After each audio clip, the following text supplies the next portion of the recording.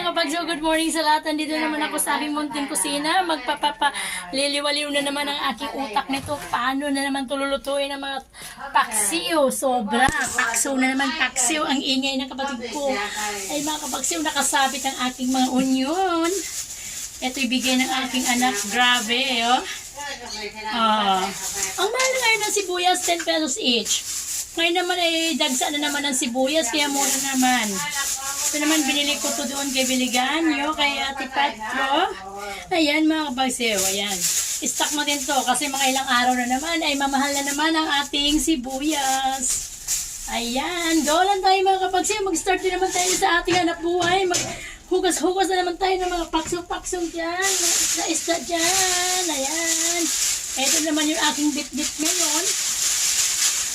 Siyempre, hindi pa ako na malengke. Dito lang ako sa labas. Ayan.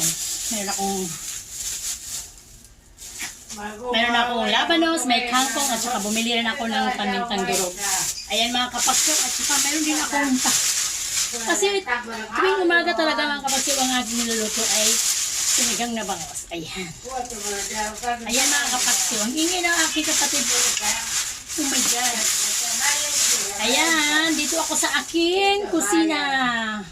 Simula na naman sa Ate Beth. Ayan. Ayun na naman ang gagawin natin. Wala tayong ibang gagawin sa umaga kundi magluluto. Ayan.